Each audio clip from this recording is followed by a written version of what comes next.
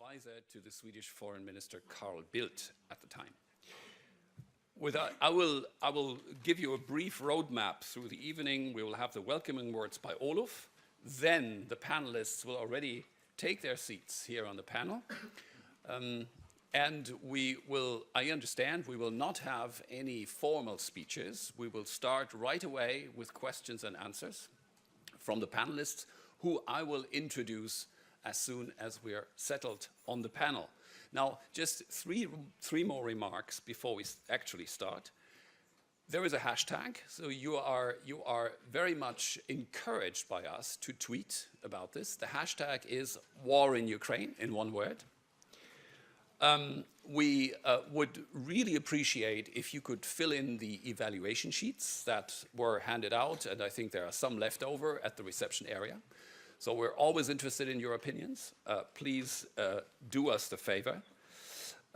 And please, those who don't have a headset yet, please get one, unless you're fluent in both English and Ukrainian. Because one of the speakers, Mr. Sungurovsky, will express himself in Ukrainian. So, without further ado, welcome again. Thank you for coming in such big numbers. And Olof, the floor is yours for the welcome. Thank you.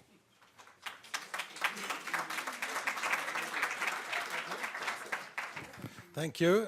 On behalf of the Martin Center, I would like to welcome you all to this event. Where are we now and where are we going? That's two interesting issues. I will start with how did we get here? Because that's a very important part of the story, actually. The Helsinki Treaty contains 10 elements. The most important of them is, of course, that you are not allowed to change border with violence. But there are 9 others. All 10 elements in the Helsinki Treaty was actually violated by the Russian aggression against Ukraine and the annexation of Crimea. All 10 of them.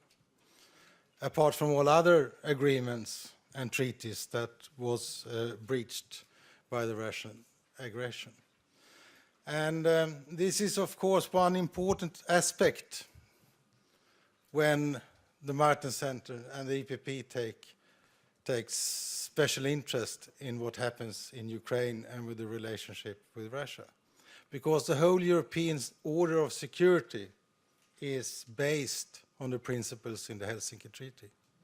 If you violate these principles, you also violate the foundations for security, not only for Ukraine, but for all other European states as well, states and nations. And I'm quite sure it came as a surprise for many in this town, as for that sake also in Sweden, that the antagonistic relationship that we all knew were existing in the military planning in Moscow did also apply for the relationship with the EU. Until the serious discussion with Ukraine about the accession treaty, most people here thought that it was not a problem for the Russians that we had relationship with Ukraine and other post-Soviet republics, including actually Russia. What happened then, when the Ukrainian people got to the streets and said that we want to choose the European path? What happened then with the attitude that we saw from Kremlin and from Mr. Putin himself was, of course, a very, very severe escalation of a relationship, an antagonistic relationship with the EU. And we have to take this seriously. What was done in Crimea and what has been done in the southeast of Ukraine with the Russian aggression is something that is also of utmost importance for the rest of Europe and for the EU. It's quite obvious that we can't have a situation based on business as usual as long as this aggression continues. Sometimes you hear that geopolitics is back in town. Well, it might be so, but we can't afford to change the policy of values to the policy of geopolitics, because the old policy of geopolitics is gone in Europe. It's not a viable recipe for the future. The whole European Union is based on values and the very simple fact that if a nation wants to choose a certain path economically or security-wise, they should be free to do it. And we can't change the nature of the European Union. We can never enter the path of geopolitics and deal with nations' future as one could do 100 years ago. So even if some says that geopolitics is back in town, that could never be the case for the European Union. And for us, the alternative is to try to build a positive relationship with Russia that stops being aggressive towards his neighbors. It is a time-consuming and mentally quite tiresome task for many of the European leaders. I think everyone knows it. But it's the only way to preserve peace. It's the only way to secure the nations and the people's means to decide their own future and to decide to choose their own way to live. We will not give up the principles of the Helsinki Treaty. We will not give up the principles of the Council of Europe. We will not give up the basis of the foundation of the security regime in this part of the world. This is not an option for us. And I think it's wise for Kremlin to understand that it isn't an option. People like Mr. Dugin, he must have his old-fashioned ideas, but he will never have a serious voice here in Brussels. Having said that, I think it's also important for us to note that there are voices in the European debate that says that European values are actually guarded by Mr. Putin in Kremlin. I think it's very, very important for us, being a part of the democratic and free Europe, to say that this is not an acceptable path for Europe. We must take sometimes also the fight with the illiberal voices in our own countries. But I'm quite sure that we will win this fight, just as I'm sure that in the final end, Ukrainians will win their fight for their true independence and the right to choose their own path.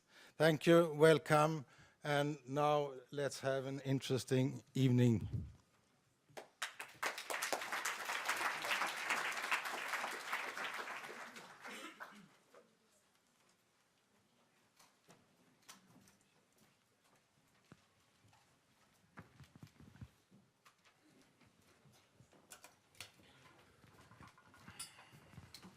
Thank you, Olof. Thank you for this introduction.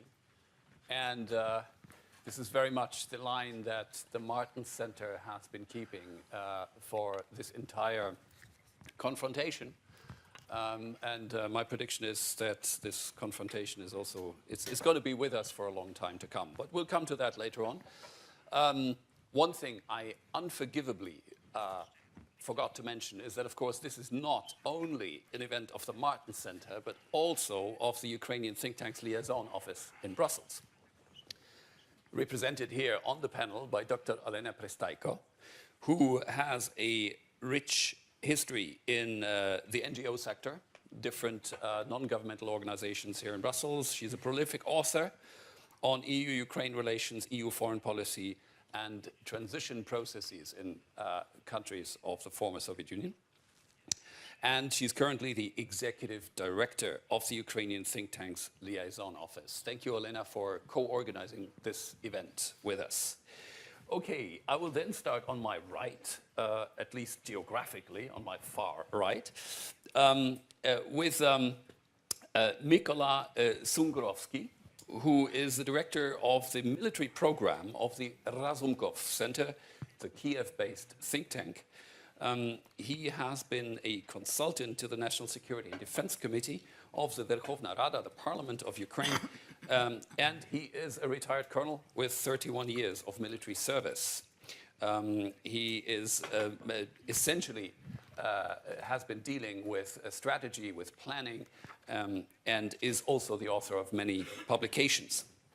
Now, next to my immediate right, here is Alexei Makiev, who is the political director at the Ministry of Foreign Affairs of Ukraine.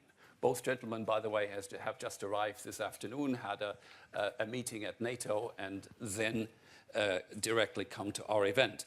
Alexei Makiev has a career as a diplomat and specializes in international security and foreign policy analysis.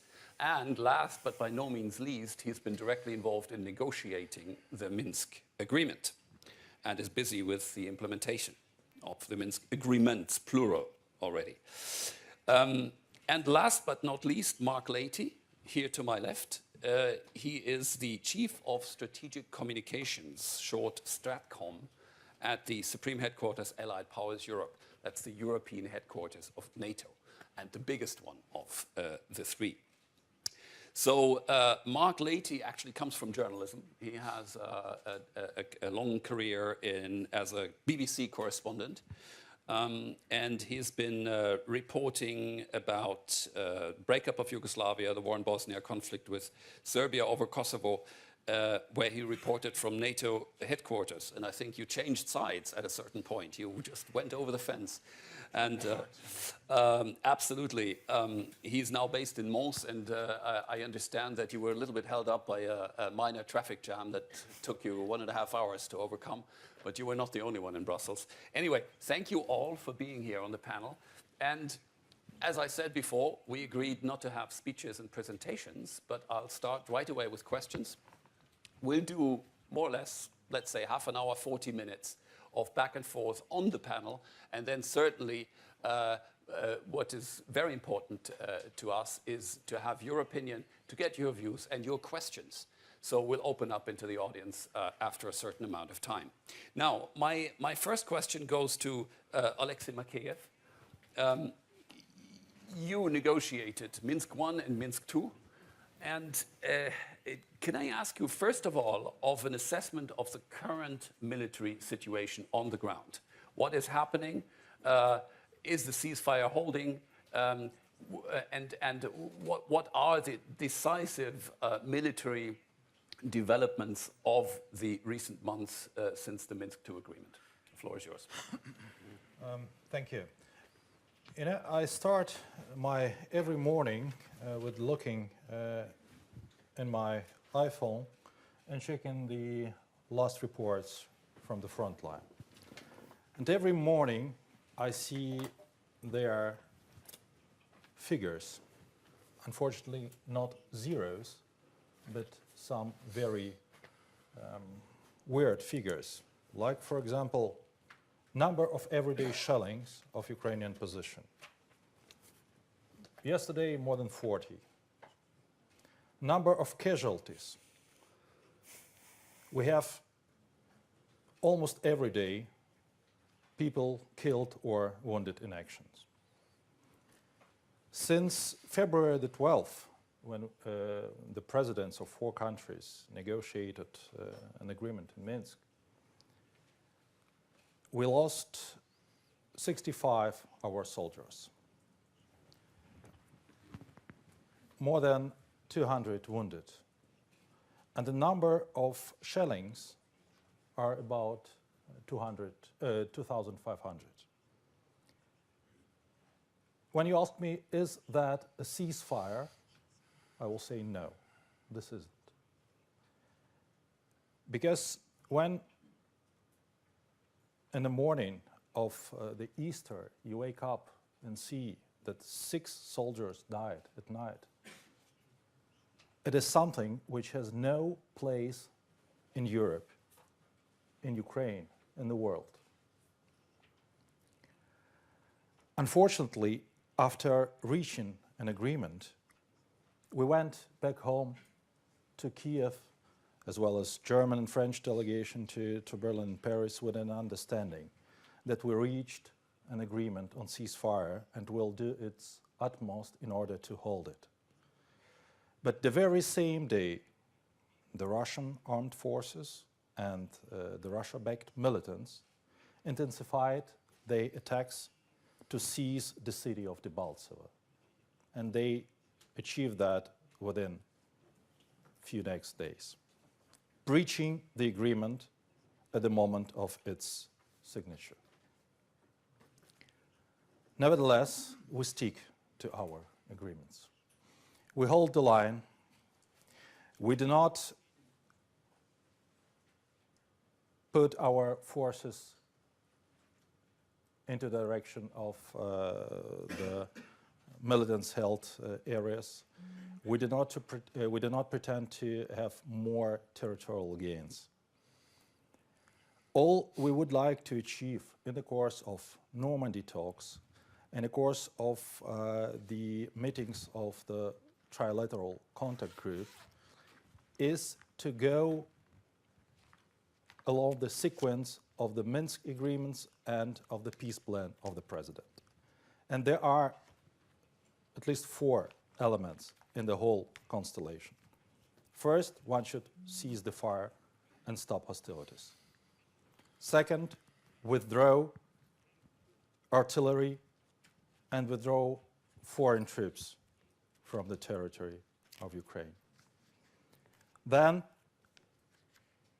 exchange hostages and return captives back home.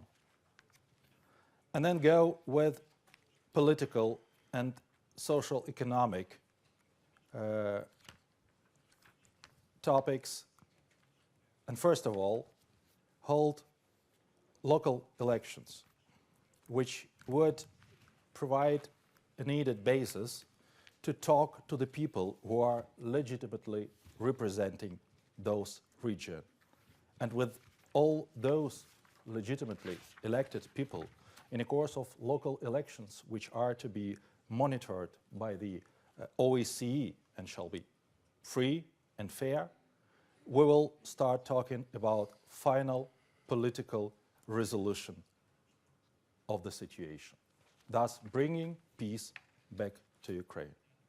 So if we follow this logic, which has been put into the first Minsk arrangement back in September 2014, and the Minsk agreement and declaration in February this year, we would be able to return the peaceful resolution, to return to peace in Ukraine up to the end of the current year.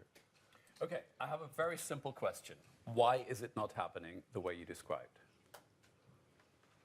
What is the goal of Russia and the rebels in killing these 65 Ukrainian soldiers? What is the goal in having these 2,000 shellings already?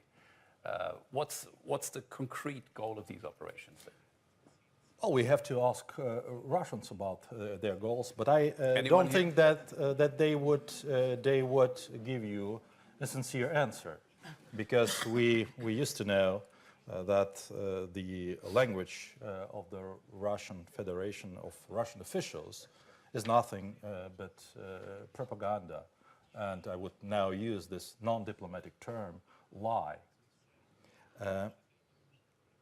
I may assume that, and actually in the course of the whole rounds of negotiations, we saw that if around the table 3 partners gathered in order to reach an agreement, and another partner is doing its utmost to break an agreement, it is in diplomatic diplomatically very hard to succeed. If we look at the Russian way of behaving with its direct neighbors, I can say that they do something different in comparison with what European Union and NATO does. If everybody here in this capital would like to have an area of stability, security, well-being, and European democratic values spread to new countries, new societies, we witness that unfortunately in the vicinity of the Russian Federation there are so many hotspots, like now occupied Crimea, Donbass, Transnistria, South Ossetia and Abkhazia. So keeping up its neighbors at their orbit, not with benefits or common values, but rather with instability, as a matter of fact. And following this logic, I think that the main idea of the whole developments or the whole policy of the Russian Federation is not to allow Ukraine to rejoin its European home and to give an impression to everybody in EU that Ukraine is an area of instability. This is why it shall be kept out of Europe and close to Russian Federation. But let me ask you just one more question about this, the Russian-Ukrainian war. Why is it so dangerous for Mr. Putin to have successful democracies at its borders, at Russia's borders? I don't know why. I thought that democracy is something good. Don't we all? But I think... Well, and that I mean, this is a common values and common understanding, yeah? We have to address Russians. Is it that bad to live in a democratic country? Is it that bad to have freedom of speech? Well, or to choose your own way? To go for elections? To ask any questions and to put that question to anybody in the government? Well, if I can venture a guess, it's probably because Russia itself is not a democracy, and the Kremlin is afraid that a successful Ukraine transforming to a rule of law and being economically also successful would be maybe an attractive example to the Russian population, and they would start asking questions about Mr. Putin. I think that Ukraine saw good development of our neighbors like Poland, like Lithuania, and took it as an example for its own development and European path. Being a positive thinking nations, I'm absolutely sure that the Russians are also positive thinking. And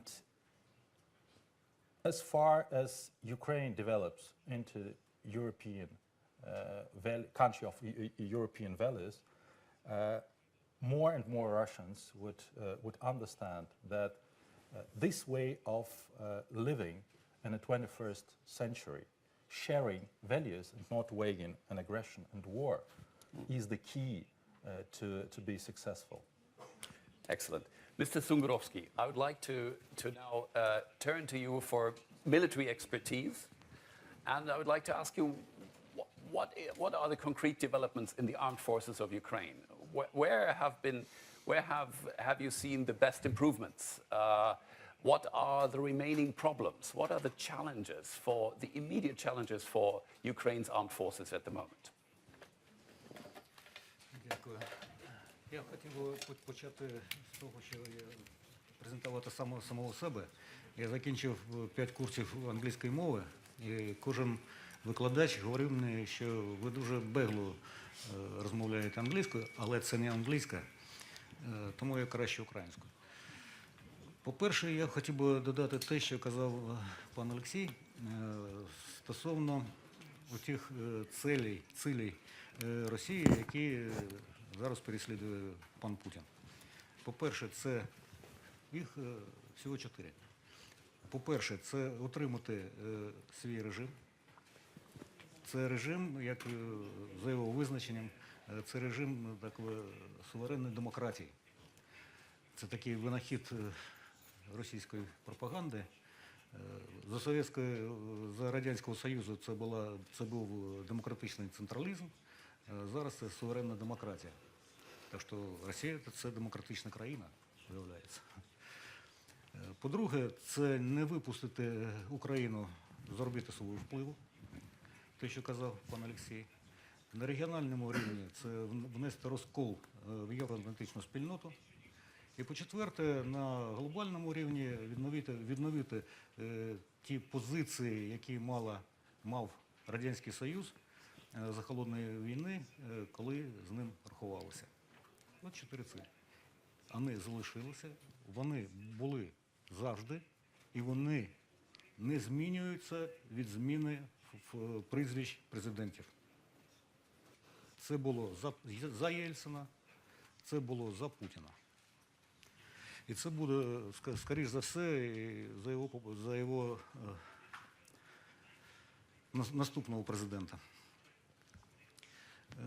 Тепер, що стосується ситуації в оборонному секторі України. Ми маємо дуже потужного супротивника, дуже потужного, але не такого, з ким не можна воювати.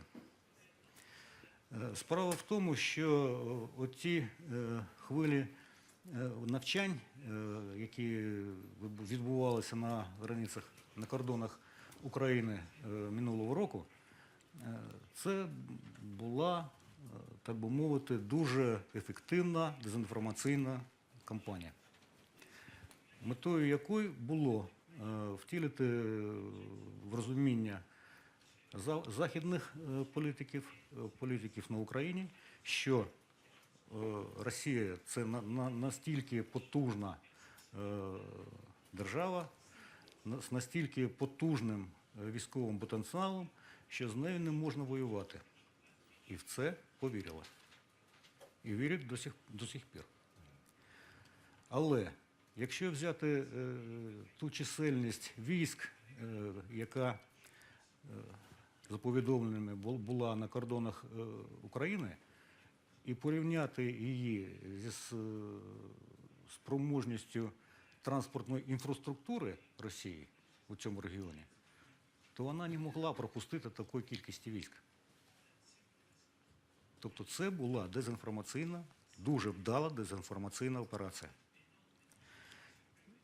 Так, Росія має дуже потужний військовий потенціал, але не безмежний. І те, що говорять, що якщо Україна буде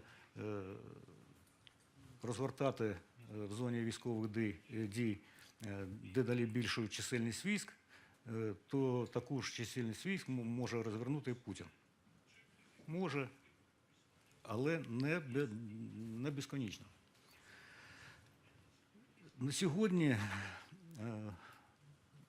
за законом, за нещодавно прийнятим законом, чисельність Збройних сил України становить 250 тисяч осіб. А якщо взяти усі силові структури, включно з прикордонниками, з СБУ, зовнішня розвідка, Національна гвардія, то чисельність всього силового сектору, штатна структура, складає близько 400 тисяч осіб. Це достатньо для того, щоб стримати агресію Росії. Чого не вистачає Україні? Це їй не вистачає, і дуже серйозно не вистачає, технічних засобів, оборонних технічних засобів, оборонного озброєння. До цього належать протитанкові комплекси, протиповітряні комплекси, засоби визначення огневих точок противника, радіозв'язок, закритий радіозв'язок, захищений радіозв'язок, і так далі.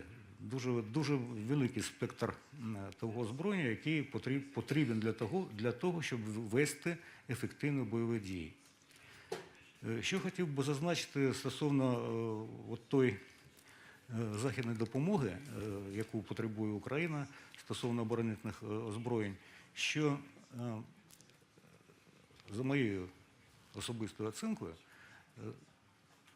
той наступ, який планує пан Путін, досі не розпочався тільки за рахунок того, що Україна має ще потенціал, який може протистояти тому угрупуванню військ російських і сепаратистських, які є на Донбасі. І наскільки, так би мовити, потужною буде та військово-технічна допомога, настільки тривалим буде той проміжок часу або перемир'я, так би мовити. За той проміжок часу можна здійснювати політичний, дипломатичний, економічний тиск на Росію. Бо для чого нужна в Україні оборонительна зброя. Крім того, що, тут часто говорять, що ця оборонительна зброя вона потрібна для того, щоб повисити або збільшити ціну для країни-агресора. Не лише. Так, але не лише. Це засіб зменшення жертв для України. Це зменшення жертв серед мирного населення.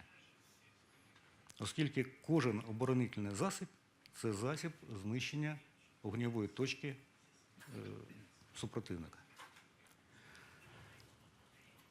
На сьогодні, тут часто задають таке питання, на чому тримається той військовий потенціал, той воєнний потенціал, який має Україна. На сьогодні це так, це переважно оці добровольчі батальйони, які були сформовані минулого року навесні і влітку. Але поступово усі вони зараз переводяться до штату або до складу Збройних сил або Національної гвардії.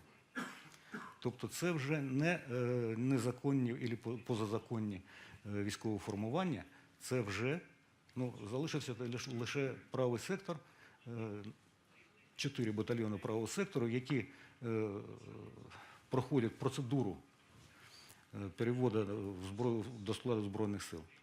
І все. Тобто отих, скажімо так, добровольчих батальйонів, які були сформовані раніше, їх вже немає практично. Вони залишаються у складі Збройних сил. І це найбільш, так би мовити, готові, найбільш ефективні одиниці, військової одиниці у складі сектору безпеки України. На них зараз тримається той наш військовий потенціал.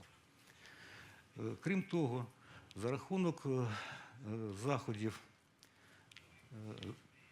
з проведення реформ або з підвищення військового потенціалу, на сьогодні розгорнуто в складі Збройних сил 10 бригад і 1 окремий полк.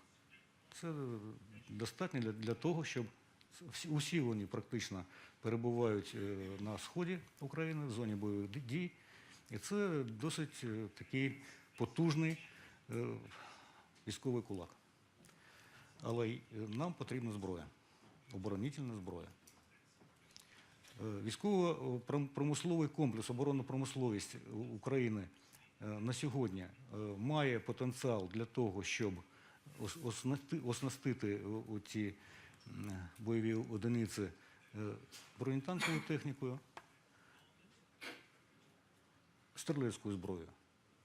Але недостатньо потенціалу для того, щоб оснастити радіоелектронну апаратуру, апаратуру зв'язку, навігації, інших великий спектр, я не буду вдаватися в деталі, але великий спектр зброї потрібен для того, щоб вести ефективні бойові дії.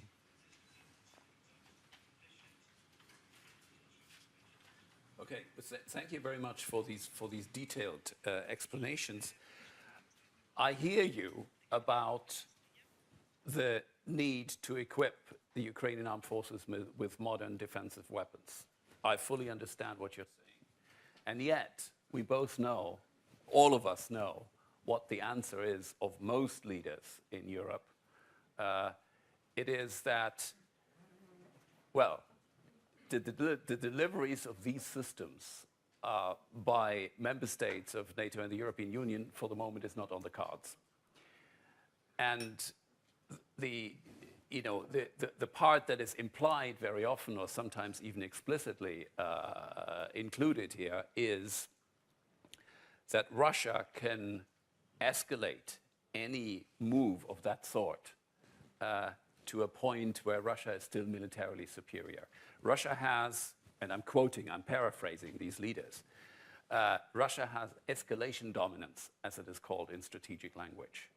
So in order to avoid escalation and provoking the bear even more, and I'm paraphrasing again, the West cannot deliver weapons to Ukraine.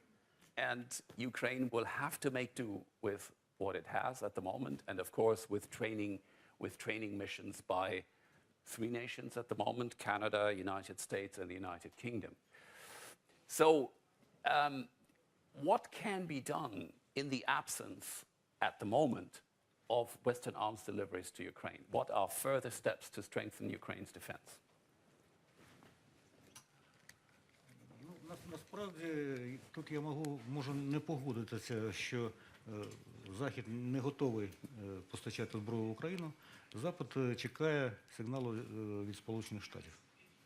Тобто багато країн вже готові надати Україні те, що вони можуть, те, що вони мають. Але, звичайно, ніхто не змушує когось надавати те, що, ну скажімо так, послабить його власну обороноздатність.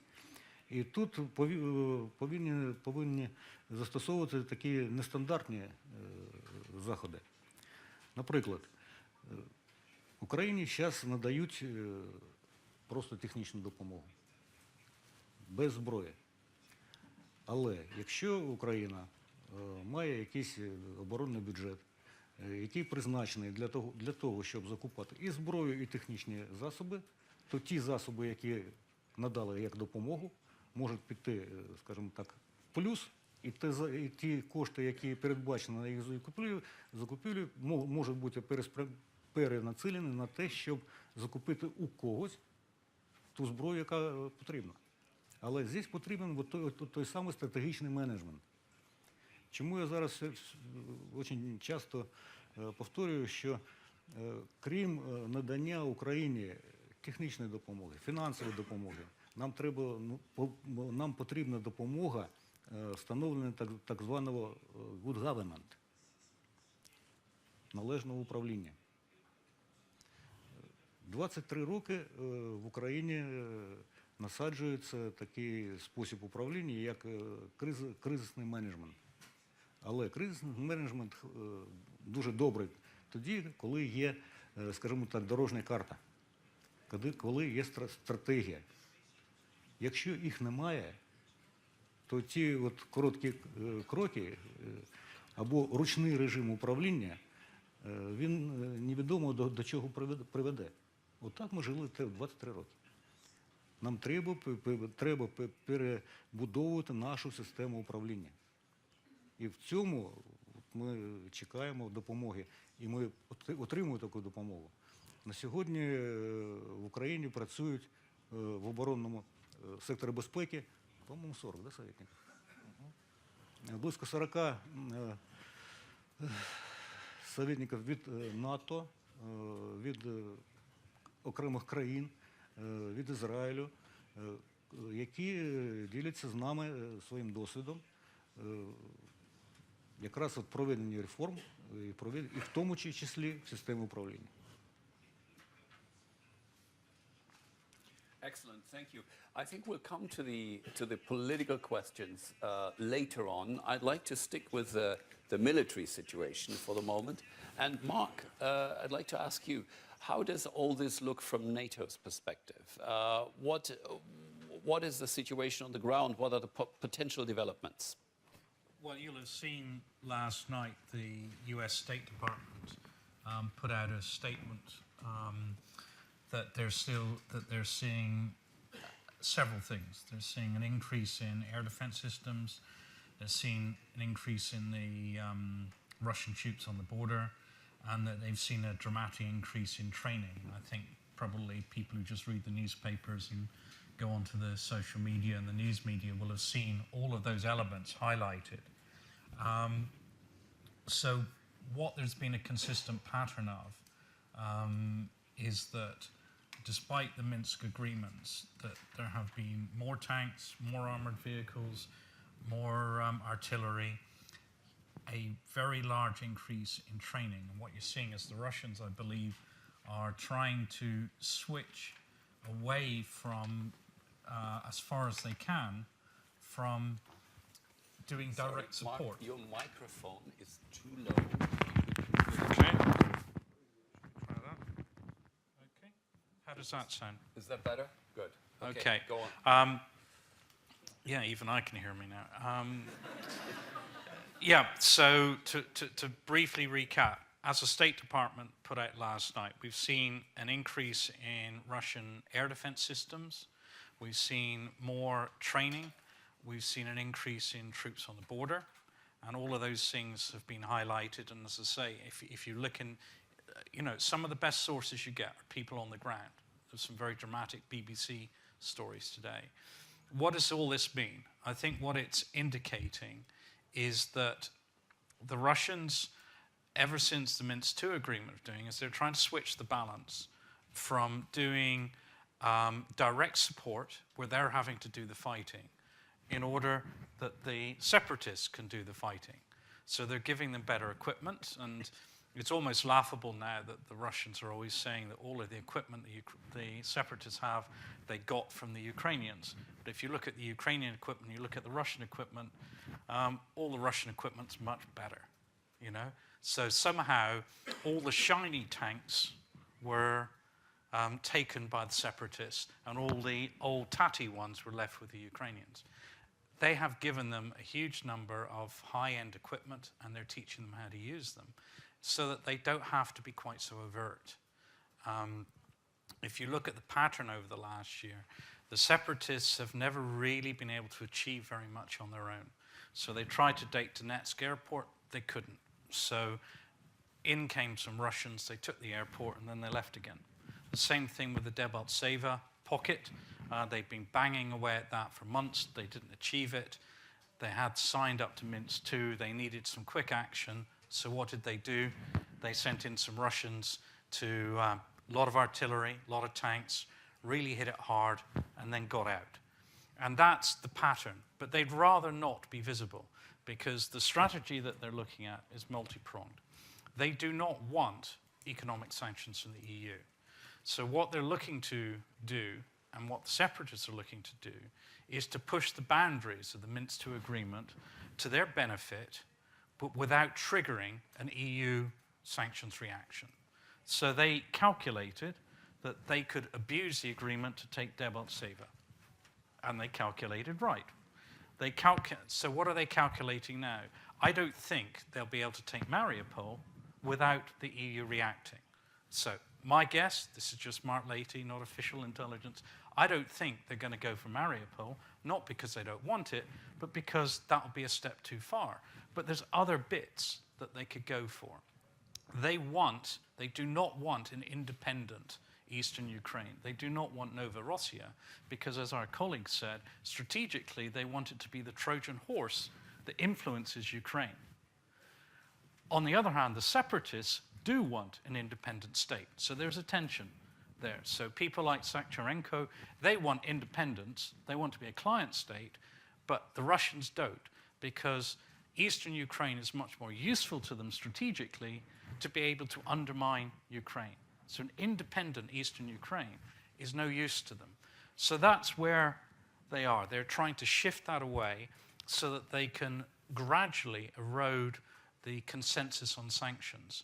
And in the end, they have been quite successful. If you look at the things that they have done against Minsk II, they've got away with it. There is a significant number of tanks and other armored vehicles have moved in there since Minsk II. What have the consequences been? Zero. So why would they stop? If you get away with it, you keep on doing it. And that's the tactic. Bite and hold, see what you can get away with. And I imagine we've got people from almost every European nation here. There is more tanks in the separatist enclave than most of your armies have got. They've got 200 plus tanks. So most of your nations have got fewer tanks than they've got on their own. So that's pretty significant to think about. So what are we going to do about all this? Well, I mean, I'm not a politician. The point is that there is a and I'm also speaking on my behalf, not NATO's, as you might gather. The thing is that the Russians have a strategy here. They have decided, as has been put in their grand strategic sense, is they have decided they want to maintain or regain influence on their near abroad. So now, and the Ukraine, as they regard, is in their sphere of interest. And as we said at the beginning, that breaches the Helsinki principles. But that's what they have decided. So they have the strategy that they do not want Ukraine to slip away because they think it's in their sphere of interest. And the EU, NATO, other nations, they have decided, in line with Helsinki, that Ukraine should decide for itself. The issue is, how much are people prepared to do about it? And that's the issue. It's what's at stake is pretty clear. The issue is, how much do you care? And what do you want to do for it? And what they are also doing. And the thing with the Russians, you asked me a military question, Roland, but the Russians don't do military. They do hybrid. They mix together, another term, DIME, diplomatic, informational, military, economic. They're doing all four together. So they're not just supplying tanks. They are also putting economic pressure on. You've seen recently, over the last 2 weeks, Google are now being zapped by the EU for being overmighty. Gazprom are being zapped. But there's a difference. Google just want to make money. Gazprom are an organ of state power. And I want to say power, I don't mean gas. They want to make money, but they are officially a part. Their prices are set by the Kremlin, not the market. So they are being used quite openly, quite consciously, as a method of projecting Russian power. So when you talk about what the Russians are doing, don't talk military, because that's just one element. Indeed. Now, before I ask Olena about EU-Ukraine relations in general, I'd like to turn back to our first speaker and ask you, Alexei, in the absence of Western arms, what else can the West do to help Ukraine to stabilize militarily or in face of this hybrid threat, as Mark has characterized it? Well, let me then be a kind of politician answering this question. We would need at least three things. First is solidarity. Solidarity of democratic countries to deter Russian Federation. Solidarity of EU countries and NATO member states in their clear commitment to the international law, to territorial integrity, to the right of Ukrainians to decide its own future. And to speak with one voice. Sometimes I think that we Ukrainians need that European solidarity even more than some European nations do. And this is really a clear signal that should come from every single European and transatlantic capital. This country we care about. We would never let the country alone. The second thing we need is your support. Your support in terms of conducting economic reforms. Your support in terms of financial assistance by international financial institutions. We need your support in getting defensive equipment to be able to defend ourselves. And the third thing we need most is the sympathy. The sympathy of Europeans. I really would like that Europeans understand that what is happening right now in Ukraine is happening not 10,000 kilometers away from their own homes. I always give such figures like the distance between Vienna and the city of Lviv is shorter than the distance between Vienna and the Bregenz, the most western city of Austria. It's very close to the heart of Europe. And you may have seen a bit more than 1 year ago that the heart of Europe has beaten on the central square of Kiev. There is no other country that spent 100 lives for the European future of its country, and that was Ukraine back in February 2014. So I need this sympathy from everybody of you, that the pain of Ukrainians is the family case here in European family. Indeed, these are very important words. Now, Alena, you've been in Brussels for a couple of years. Do you see this support? Do you see this solidarity? Do you see this sympathy from the Europeans? Yes, indeed. It's okay, it's working. So I'm here actually a little bit longer. I'm here since 2008, and I've been witnessing also, including this famous Russia-Ukraine gas war and so on and so on.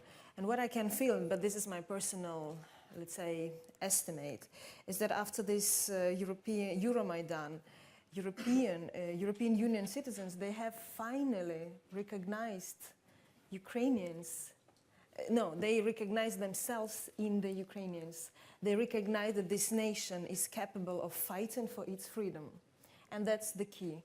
So that's what I say. For me, it was so this linkage, this, if you want, linkage, soul linkage, has been done.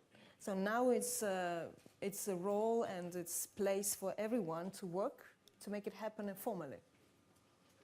Great. Thank you very much. And I'd like to open us up to the floor now. It's your opportunity to ask questions or voice short opinions. Please give us your name and function very briefly and then continue with your question or comment. There are mobile microphones. Monsieur Thomas, I knew that you would come to our event. And wait a minute, sorry. The first voice from the floor is the representative. No? Okay. Monsieur Thomas, the floor is yours. Good evening. My name is Pierre-Emmanuel Thoman, and I do research in geopolitics in Brussels, founded the Eurocontinent site and platform for European interest. My question is about disinformation. You probably have noticed, some of you know, that the French general in charge of military information did a speech in National Assembly 25th of March and said that actually from French Secret Service, the Russians were never in a position to attack Ukraine. And that was in NATO, information from the Americans always is more used than information from its allies. So basically, it means that what Americans, NATO, and Ukrainian governments are saying about this so-called invasion of Russia to Ukraine, or that the armed forces are on the verge to invade Ukraine, is wrong. It's a lie. Second, you spoke about Minsk agreement, but in Minsk agreement, no foreign troops should be on the territory of Ukraine. Why do you accept American, British, and Canadian troops? This is a direct infringement of Minsk agreement. And after the agreements, actually, the British, Americans, Canadians, which were not part of the negotiations, killed the agreement, the Ukrainian government as well, because they refused federalization. And I think it shows the split of European countries about the future of Ukraine. Third, why the Martin Center, which is financed by European Parliament, so through financing of European unions, means citizens are paying this, always supports only the Ukrainian anti-Russian view and not a balanced information about this Ukraine conflict. Because for the future, we need at least more good relations with Russia than Ukraine, because Ukraine wants to manipulate NATO and European Union for its own interest to weaken Russia. And because we never speak about that, this is the elephant of the room. The United strategy is making Europe destroy European security by using the Ukrainian puppet government to weaken Russia. Thank you. Yes, very pertinent remarks. As you see, we are not shy of including comedy elements into our events. And I'm waiting for further questions and comments. Please, a little bit more serious. And from now on, our discussion is very balanced, I think. Yeah, absolutely. That's the point. Hey, we tolerate other views. Sir. I'm afraid my comments will be neither as deep or as interesting as some of the comments that have come from the panel and the floor. My name is Michael Humphreys. I am a former European Union official. I lived in Ukraine in the late 90s, and I've been kept in touch ever since with Ukraine, visiting Maidan Square in November, December, and February. And I'm just back from 4 days in Ukraine visiting family and friends. A few points which I would first of all like to comment on the first speaker, the introductory speech. I thought it was excellent that the Helsinki Accords were brought up and underlined, which does not come out so often in the papers. I think that was I really found that introductory speech excellent. Meeting with friends and colleagues and family in Ukraine after a year, but I didn't get back there for the previous 11 months. I was, of course, shocked, as we all are. A couple of points. One relates possibly to the last question regarding the, not the bias, because I think the policy of the Martin Center is correct, but I do think it's important that the Russian view should be heard. Now, I've been to 2 conferences run by the Martin Center on Ukraine. In neither of them did we have a Russian speaker, in neither of them did we have a speaker from Russia on the panel. I think it would be useful if we're having a further such conference that we do try to bring in the speakers from Russia, because of course there are different sides to the question.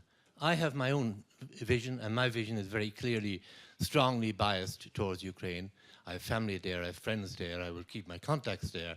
But that does not mean there aren't other viewpoints which have validity. And I think we should be able to hear and discuss them as well. 2 questions I'd like to pose, arising again from my contacts with my friends. One last one before I'll get to my question just in 1 second. The other shocking thing, one other shocking thing I found was some of my friends, particularly in the science and the business field, who had extremely good Russian friends. They've lost those friends, not because they wanted to lose them, because on the Russian side they're not prepared to talk to them anymore. The 2 questions I have, which are rather simple and rather shallow questions, are: when Crimea was taken over, the Ukrainian government decided not to react militarily. seeing that from the outside and seeing what happened in Georgia some years before, that seemed to me an eminently sensible thing to do. But there certainly is a feeling among various people that that decision not to intervene militarily was due to, in part anyway, to influence from European Union leaders who advised the Ukrainian leaders that they should not react militarily. The question, 10 seconds. The question is that the case? And now, a year on, do we think it was a good decision? And the last question, there is a general feeling, I feel, in many people in Ukraine that NATO is a paper tiger, that Russia wants to go beyond where it is now into the Baltics. Is that a realistic fear or is it not? Okay, I would like to take one third question from the floor, and then we have a round of answers, and then there will be other opportunities for people. There was a gentleman on your left. Yeah, no, right here, you, sir. No, please wait for the mic.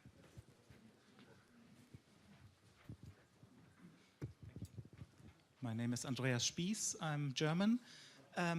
The question from the gentleman he just talked brought me to that I want to try to answer, Mr. Freudenstein, your first question about what is the reason about Putin.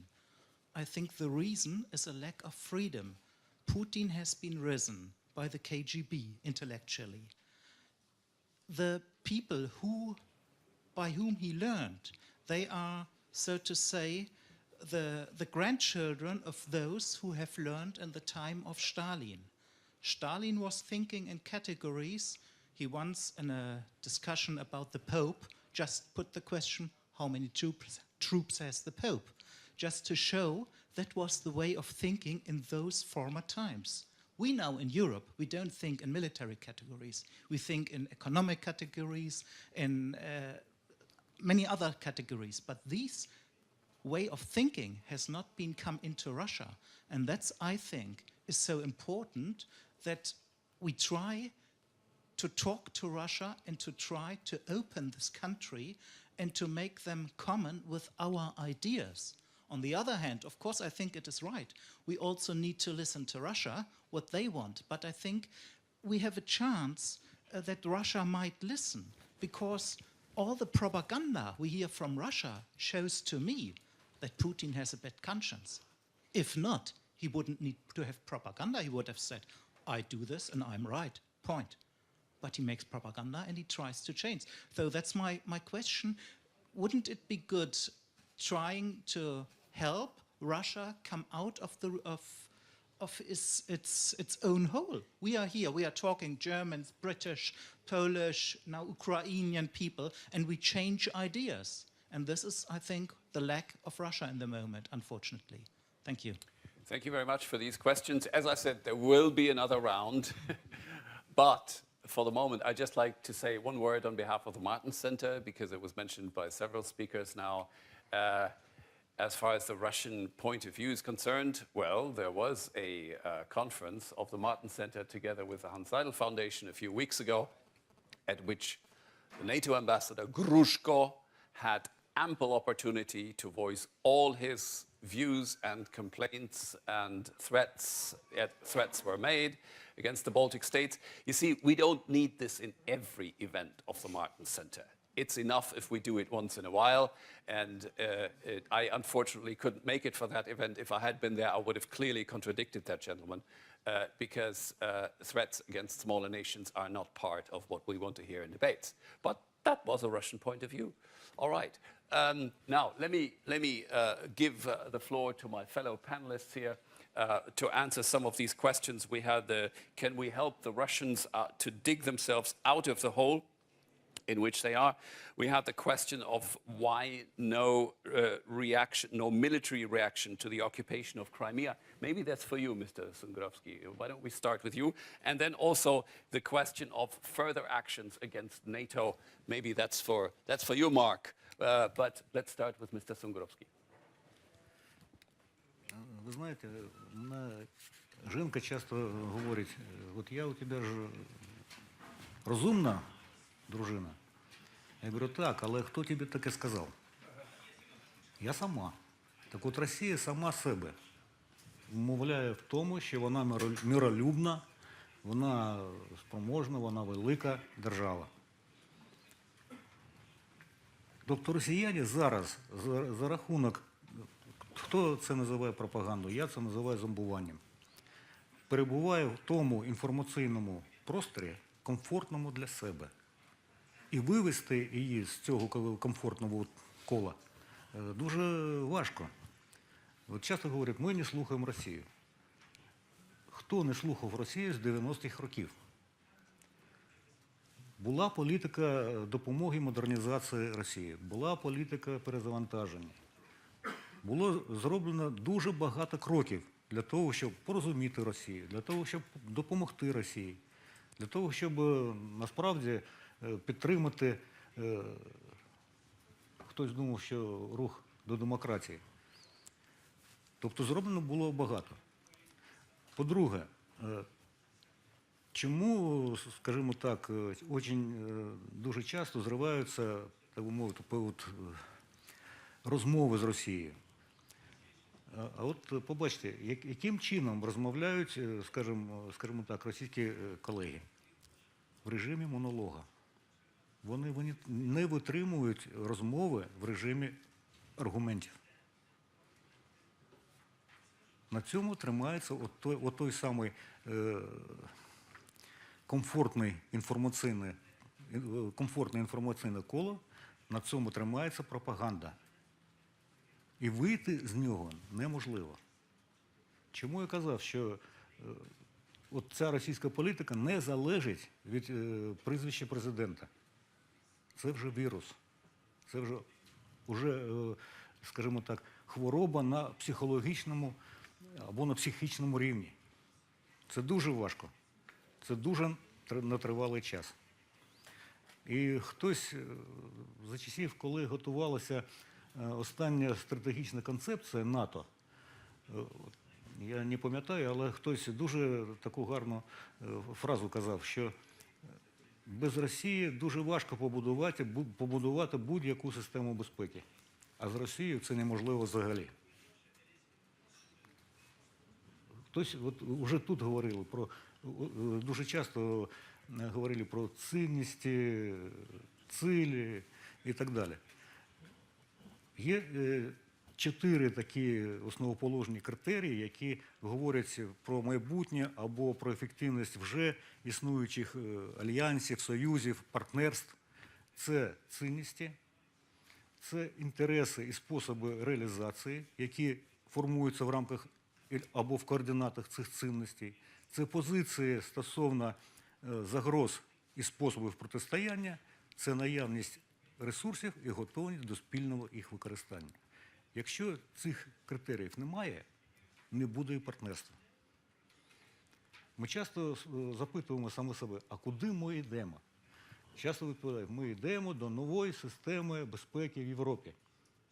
Але ми готові за цими 4 критеріями об'єднати свої зусилля. Не завжди.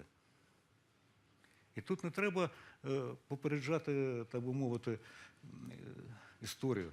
Не треба спочатку починати оцей процес зі створення якихось інститутів. Це треба починати от з тих, скажімо так, невеликих сегментів, де є спільність або де є хоча б несуперечливість цінності, інтересів, загроз і так далі. От з цього. А потім вже виходити на інститути.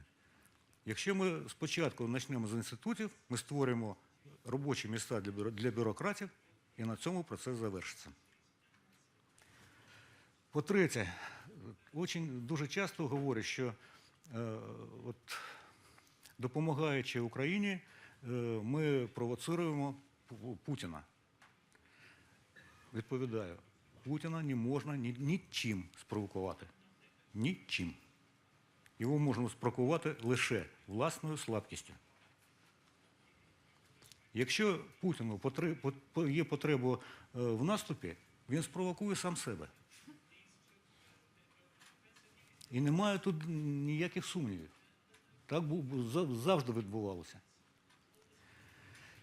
Ще один такий відповідь на перше запитання по поводу стосовно, скажімо так, даних розвідок розличних, в частності від французького генерала.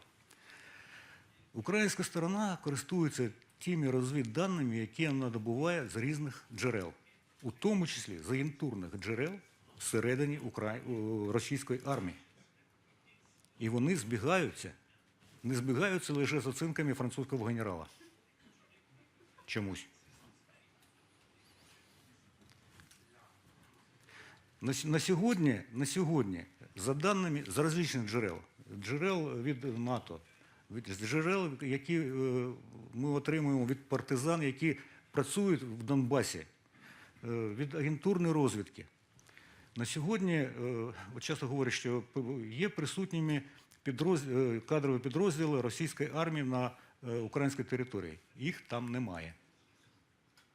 Але усі угруповання сепаратистів, які є на Донбасі, очолюються російськими кадровими офіцерами. Усі. Крім того, їх чисельність становить на сьогодні близько 12 тисяч чоловік. 3-6 тисяч сепаратистів.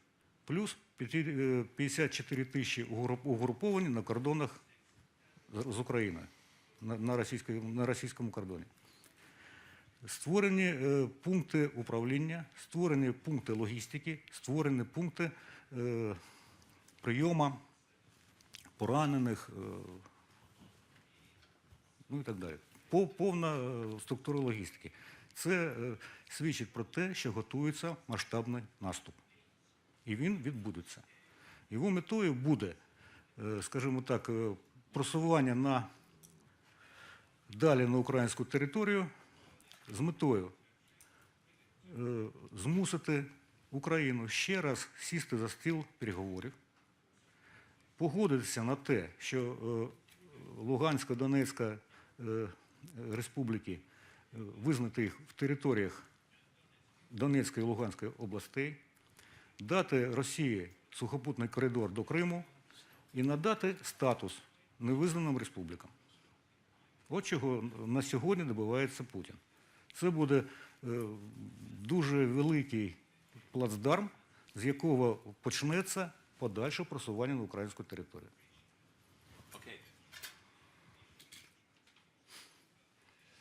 Thank you. Thank you for these detailed explanations. It is necessary for our debate to hear these details. But Alexei, there was the question of Crimea and why Ukraine initially did not react militarily. Are you ready to answer that question? Well, there were at least two parts of decision making. First, as you remember, Russian Federation picked the time very wise. Short after events on Maidan, when the then President Yanukovych escaped from the country, Russian Federation used that opportunity that the armed forces, which have been ruined through all the years of the last regime, they were not prepared and able to react accordingly, first of all. Second, of course, nobody wanted military escalation and the war in Crimea. Not in Ukraine, not in Europe or the US. And the explanation of this attitude and this policy was, let's try not to provoke Russian Federation, as now. If then Russian Federation would go further, of course, it would be a no-go for everybody in the world. What we witnessed, the second phase of aggression over Donbass, and we started defending ourselves. In the course of the whole war, we lost more than 1,500 men, military men, about 6,000 civilians. More than 1,200,000 people are now IDPs. This is the cost of Russian aggression. Indeed. Is the third phase coming, Mark? Is Putin trying to prove that NATO is a paper tiger by attacking a NATO country? Hybridly, maybe? Well, you'd have to ask Putin that. Would our colleagues in Latvia and Estonia definitely feel that there is a risk of him trying to undermine them through the same hybrid methods or variants on the existing hybrid methods? And therefore, we have launched the assurance measures precisely because we believe that there is that potential for a hybrid threat against that. Article 5 is firm. My view, the view of our leaderships, is that Russia does not want to break Article 5 because they know that that brings unknowable consequences. But would they like to do something that says, has Article 5 been breached? In other words, as they did in Ukraine in different ways, create confusion, doubt, cause doubt, and therefore achieve advantage. And that's why we've been looking at all our assurance measures, ramping up exercises, revising our structures, precisely because we need to adapt to what we see as this hybrid challenge. So clearly, if there was any kind of attack on Estonia and Latvia, that would be a breach of Article 5. There would be a response. But you have to say an attack has happened. And clearly we have seen that the Russians have this tactic of sowing doubt, confusion, doing things by the back door. So one has to guard against that. And can I say, because this came out of previous debate about the French general's evidence, what we were told was a gross distortion of what he said. A gross distortion. What he said was that he did not believe that an interpretation of Russian potential was correct.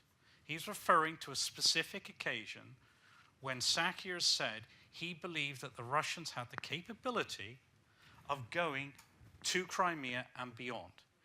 Sakir never said they would. He highlighted the possibility. The French general said they did not believe that was going to happen. Ergo, fine. But when you hear this, and I bring it up because we've had it before, and it's important, because we are credible and the Russians are not. And the Russians are attacking our credibility every day because they know it's our weapon and one they don't have. The intelligence that we use is fused. It is not American intelligence, it's not British intelligence, it's NATO intelligence. It is taken from all nations. Now, I can't tell you what I hear, because clearly I'd be breaking all sorts of secrets. But what I can tell you is nothing I have heard privately contradicts what you have heard publicly. You haven't heard all what I've heard privately, but you are not being told things which are contradicted by what we hear privately. And you are not hearing an American song. You are hearing the intelligence of a lot of nations, and also track it across to the open source. One of the very best stories which contradicts so much of what we hear, AP story a couple of weeks back, tracking the training regime that the Russians were doing. Look at all the stuff. The website Bellingcat, tracking where all the artillery was fired from. All this is open source. The open source evidence, what the Russians have done, is overwhelming. You don't even need an intelligence service anymore, frankly. It is all there. Look and you will see. And the same thing with Minsk II, a gross misinterpretation. We are not breaking the Minsk agreement. And for you to say that when there are hundreds of Russian supplied tanks in eastern Ukraine, when there have been thousands of Russians have gone in there and fought Ukrainians, for you to say that, yes, you're very funny, but I'm not laughing. Good answer. Thank you. Nope. Okay. Ladies and gentlemen, we're down to our last 15 minutes. We have one more round of questions, but please make them brief. Please be brief. Just say who you are in 1-2 sentences. First one goes to the lady here in the second row.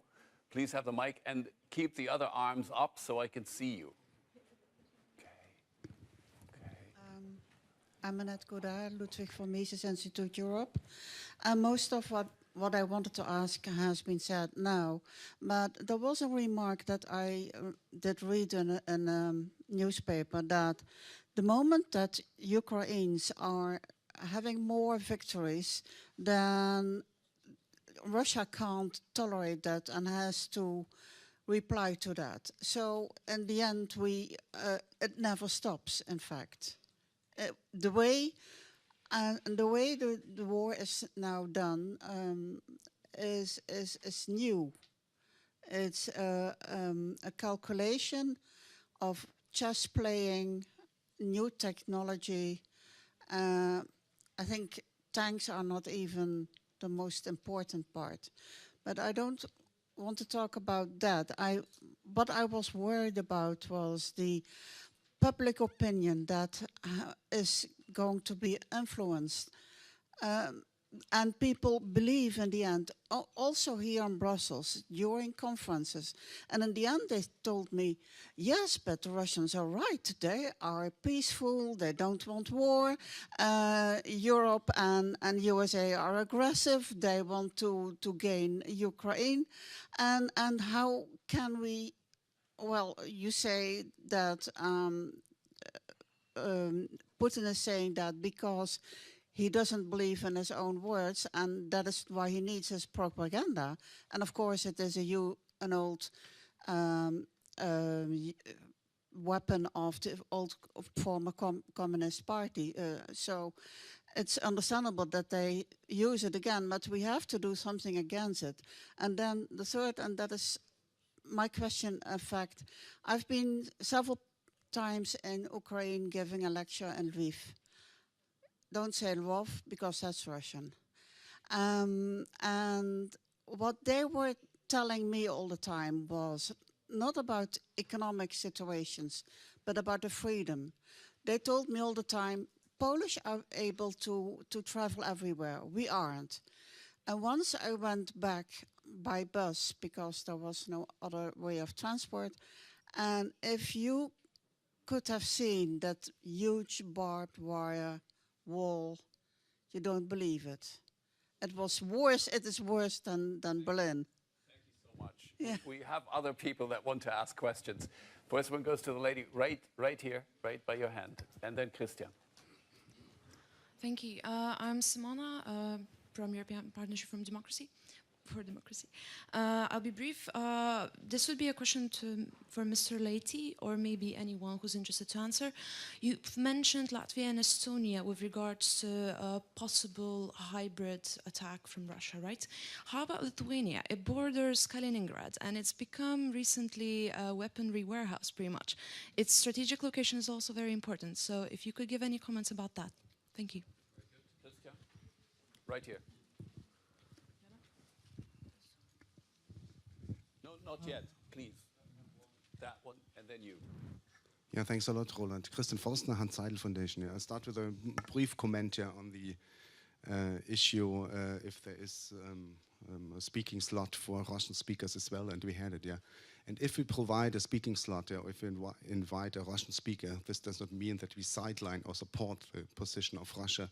It means that we're convinced that it needs support from the Russian side as well to stabilize the situation, and that's why we want to listen to Russian speakers and to decision makers, not to provide a platform, yeah, for propaganda.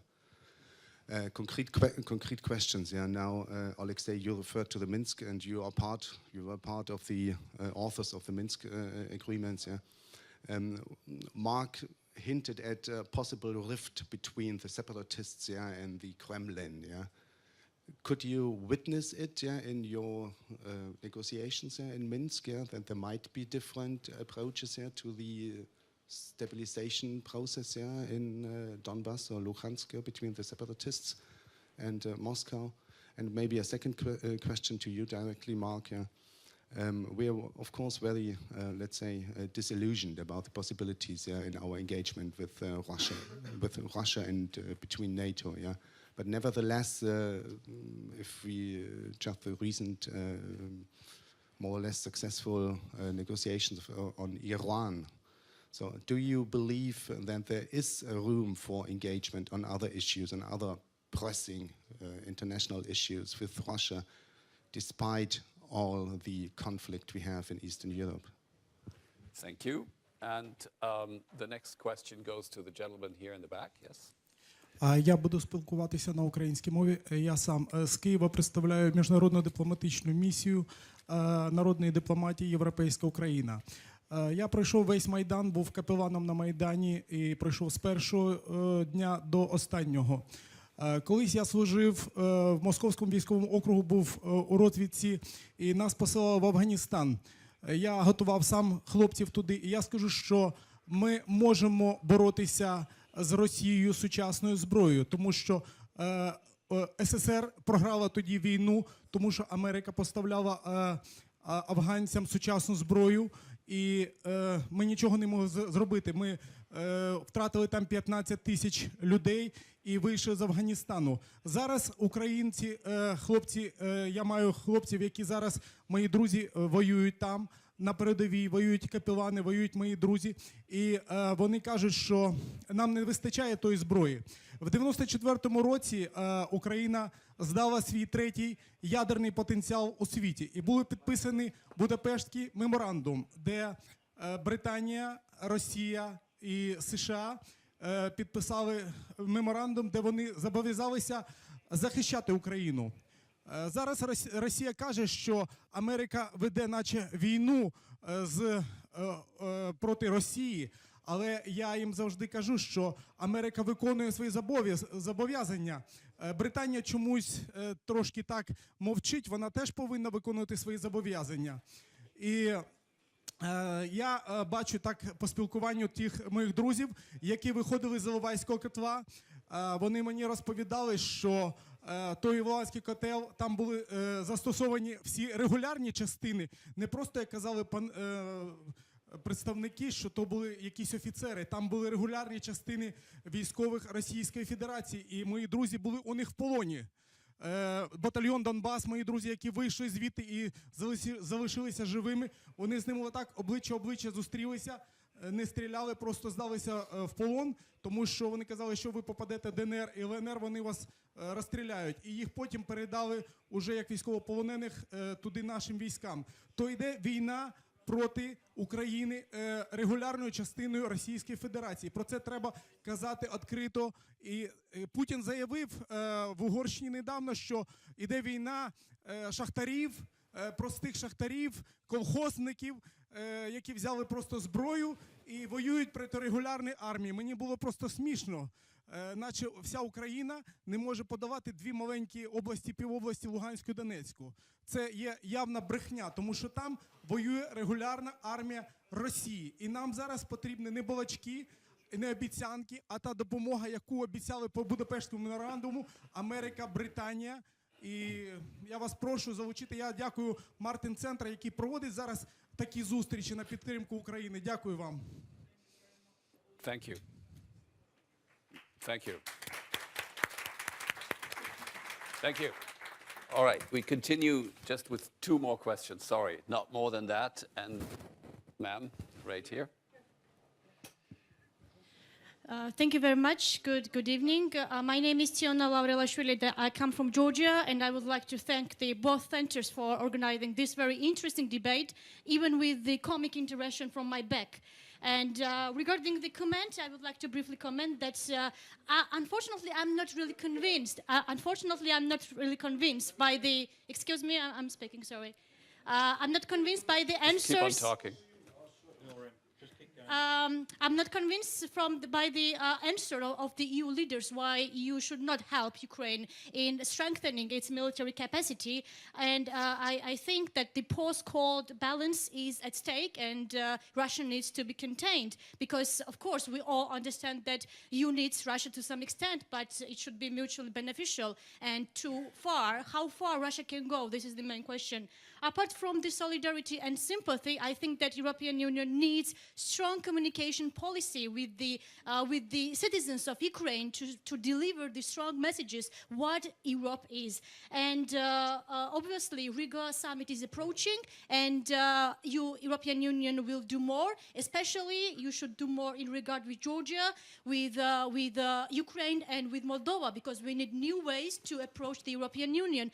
But I think that we have very positive signals from the people, because these are the people who are determined to have its European aspirations from Georgia, from Moldova, and from Ukraine. So I congratulate these bravest nations of them to have these aspirations. Thank you very much. Thank you. Thanks. And the last question goes to this lady on the left. Ewa Żukowska, Eastern Partnership Civil Society Forum from Brussels. Coming back to the topic of the debate, where are we going? Because right now we see, and it was stated today, that we let Russia somehow test EU patience, let's say. So my question is, will Minsk agreement be ever implemented, or will we have Minsk III? Well, I may add that Martin Schulz said during, the president of the European Parliament said during a German TV debate a couple of weeks ago that he would be willing to go to Minsk 17. Now, that may be a positive perspective, but I would like to give my fellow, sorry, we need to close now. we're over time already, so we need to give our speakers the possibility to respond. And very, very briefly, please, just pick any one of the questions. По-перше, я повністю згоден з представником, який брав участь в Афганістані. Я просто не встиг договорити. От ті 54 тисячі, які перебувають, російських військ, які перебувають на границі, на кордоні між Росією і Україною, вони постійно залучаються до бойових дій в другому ешелоні. Тобто перший ешелон – це пушечне м'ясо, це сепаратисти, за ними йдуть кадрові російські війська. Вони прорвали оборони, вони захопили місто і уходять знову на російську територію. Тому сьогодні їх там немає. Я от про що говорю. А те, що вони постійно залучаються до бойових дій, 100%. По-друге, те, що говорять про, так би мовити, готовність України захищатися, можу сказати, українці не здадуться. І дуже високий моральний дух українського війська, української нації стосовно протистояння Росії – це факт. І не тільки українців. Я сам етнічний росіянин. І багато моїх друзів також росіяни. І від них я слышу такі слова, що я не хочу жити під Путіним. Я хочу бути українцем. І це той фактор, який не дасть Україні програти. Ще одне. Те, що говорять про те, що так, ми бажаємо налагодити з Росією співробітництво, дружні партнерські взаємини. Так, і ми хочемо, і Україна хоче. І 23 роки підтримували такий курс. Але давайте самі собі відповімо на таке питання. Що для нас є пріоритетом? Співробітництво з Росією або міжнародний порядок? Тому що дружні стосунки з Росією можна будувати лише за умов дотримання міжнародного порядку. Без нього це хаос. Хаос на користь Росії. Thank you very much. Alexei. I would address some of the questions. First, is there any difference between separatists, as you name it, and Russia? There were at some point no difference at all.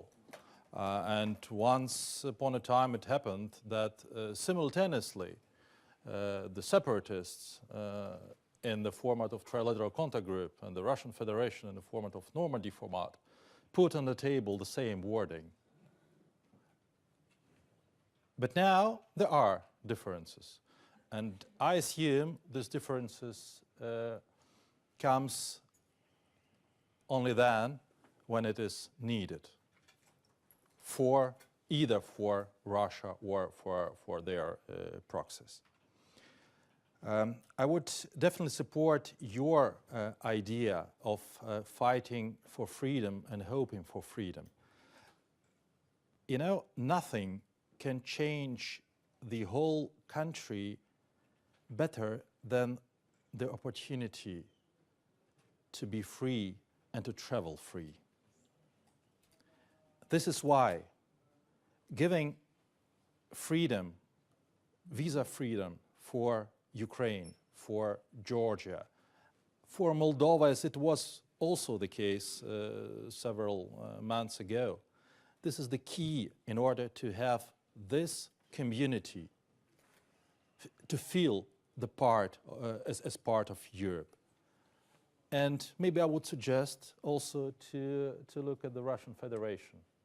I am absolutely sure that more younger, educated Russians would be able to travel to the European Union and coming back with positive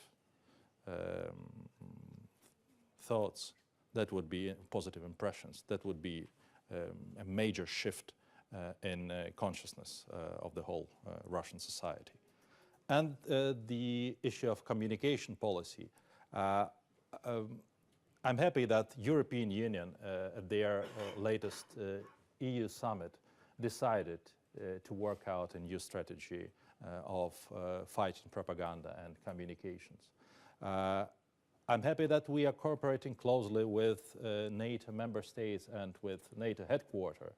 And I visited NATO headquarters a few hours ago and participated at the Committee for Public Diplomacy to talk on how to react on that propaganda and how to fight propaganda not only in Ukraine and the parts which we do not control at the moment, but also in Europe and also in Russia, because the main object of this Russian propaganda is the Russian population, and we have to do something about it to win this people.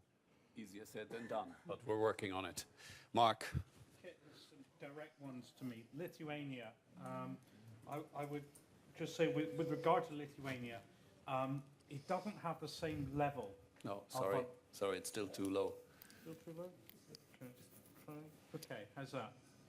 Yeah. No. Just flip it higher. Flip it higher on your. Maybe you can put it. How's that? Yeah, okay. That's Okay, I'll just speak louder. With Lithuania, there isn't the same level of threat because the ethnic balance isn't the same. And therefore, it's not that there isn't a hybrid threat, but it's a different now. So, for instance, Zapad, the exercise you had, that wasn't a traditional hybrid threat. So Lithuania has issues. Lithuania must be careful. But I think that you are not in the same place that Estonia and Latvia are. So that would be my estimation. It doesn't mean you're free. It doesn't mean that there isn't something. But, you know, you're luckier, I would say. With regard to engaging with Russia, aside from the current situation, NATO, remember things like Iran, NATO is not involved. Our primary relationship with Russia is through things like the Founding Act and that, and they have been thoroughly broken. So it's very difficult for us to have relations with Russia because where we have had relations, they are in the areas there. But in practical terms, you can deal with them. But what I would say is one of the things is that you mustn't allow them to become a Trojan horse. You've got to remember what your priorities are. What has happened in Ukraine is Europe's priority. And if you then say, well, we'll deal with Russia here and then we'll back burner another issue, then maybe you're making a mistake. So prioritization is the key issue here.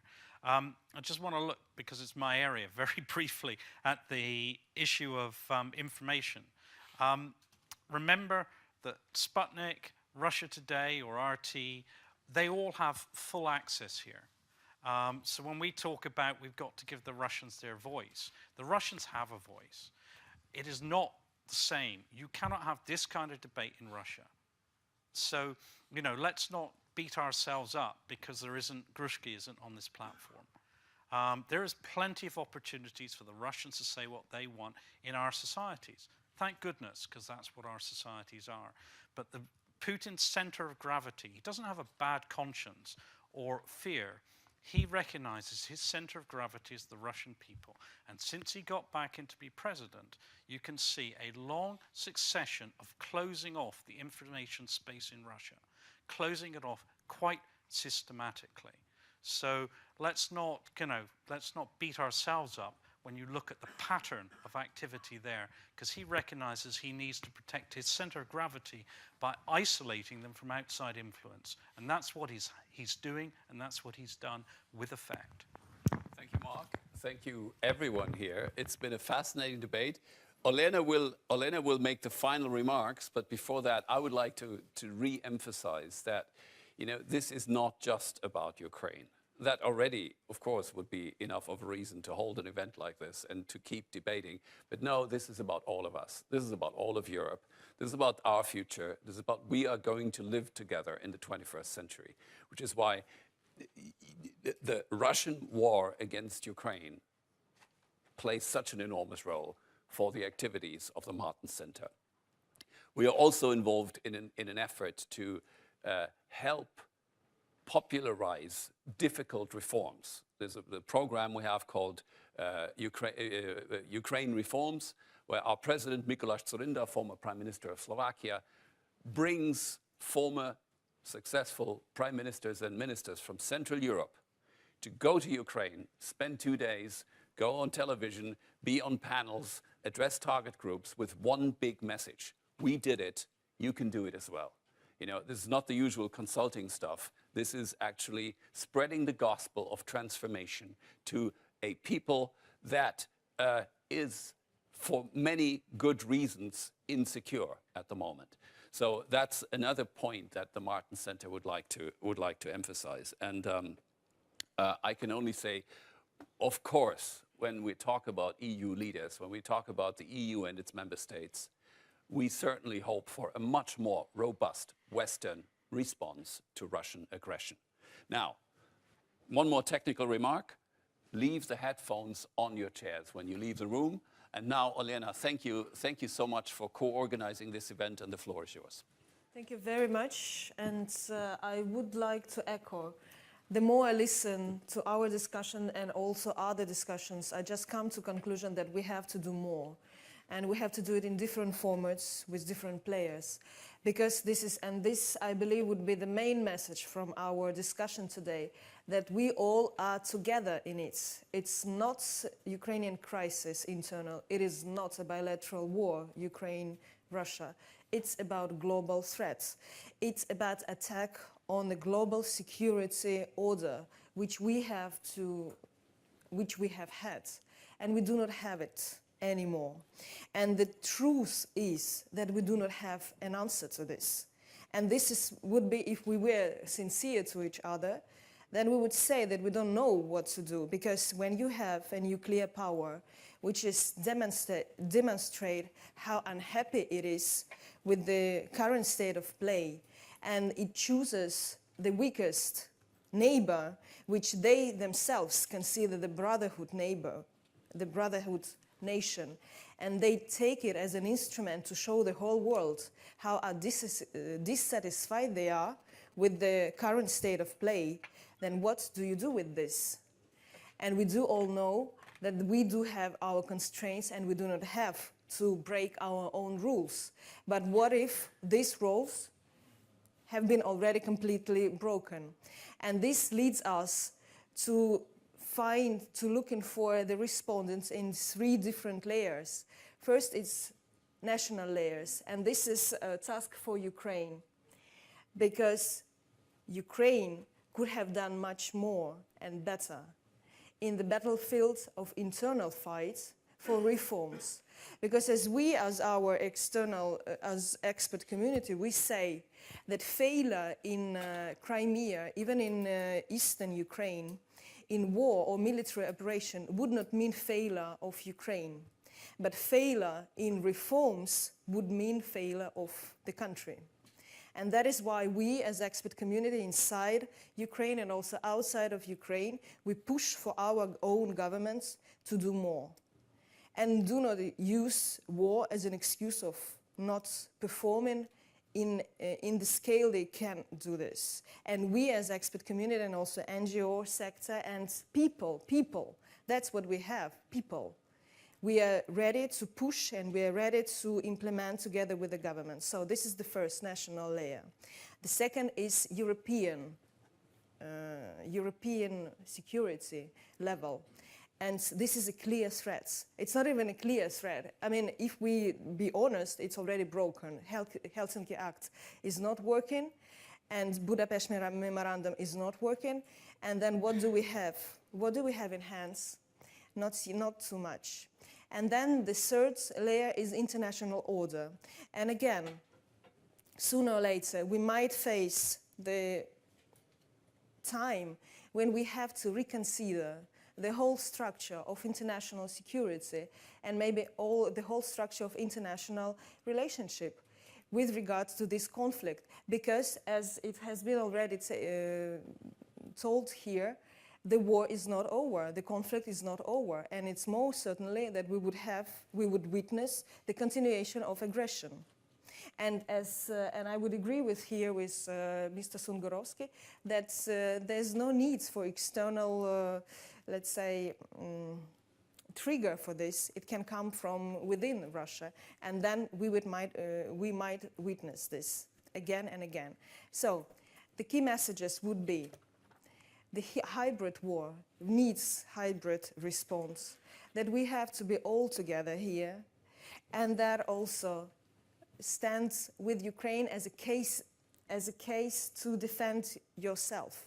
That would be the key message. And here I would like to sum up, and also on behalf of Ukrainian think tank Liaison Office, and also probably from your own behalf, I would like to thank our speakers. Excellent for your excellent work, and also to my partner organization Martin Center, I would like to thank Roland, Ingrid, Irina, Victor, and all of those who have been involved into this, and of course my people as well of the office, Jana and Andriy, for helping gathering this evening tonight.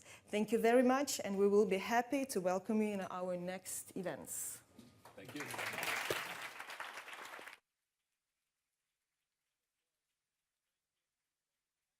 Of you, because you are those people who would spread these messages, who would bring that messages back home to your families, to your relatives and friends, and we count on you.